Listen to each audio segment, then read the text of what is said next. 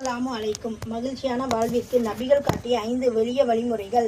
1. அதிகாலை நேரத்தில் பர்க்கத். நமது காலை பொழுதில் எப்படி தொடங்குகிறது அப்படிதான் அந்த நாள் முழுமையாக அமையும்.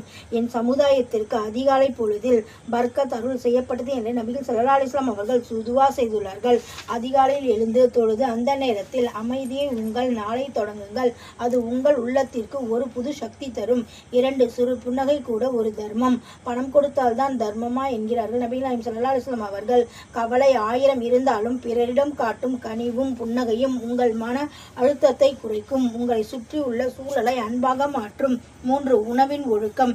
இன்றைய நோய்களுக்கு முக்கிய காரணம் அளவுக்கு அதிகமாக உணவு உண்பது. நபி அவர்கள் கூறினார்கள், வயிற்றில் ஒரு பகுதியை உணவுக்கும் ஒரு பகுதியை நீருக்கும் மற்றொரு பகுதியை காற்றின் வெற்றிடமாக விட்டுவிடுங்கள். இந்த எளிய பழக்கம் உங்கள் உடலை ஆரோக்கியமாக வைத்ததோடு சோம்பலை நீக்கி உங்களை சுறுசுறுப்பாக இயங்க வைக்கும். 4. நாவை காத்தல். வீண் பேச்சுகளுக்கும் அடுத்தவரை பற்றிய புறம்பேசுதலும் நிம்மதியை கெடுக்கும், நற்குணத்தையும் கெடுக்கும். நல்லதையே பேசுங்கள், இல்லையெனால் மௌனமாக இருங்கள் என்பது இஸ்லாமிய போதனை. தேவையற்ற விஷயங்களை தவிர்த்து நாவை கட்டுப்படுத்துபவர் வாழ்க்கையில் பாதியளவு பிரச்சனைகள் தானாகவே குறைந்துவிடும். 5. நன்றி உணர்வு. அல்ஹம்துலில்லாஹ்.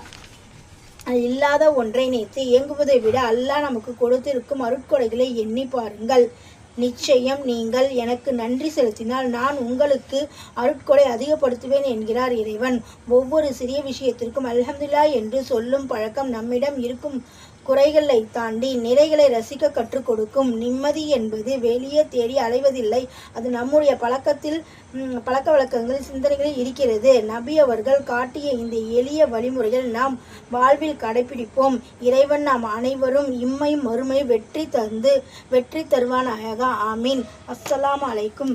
இஸ்லாமிய லைக் சேனல் லைக் செய்து சப்ஸ்கிரைப் செய்து லைக் செய்யவும். அஸ்ஸலாமு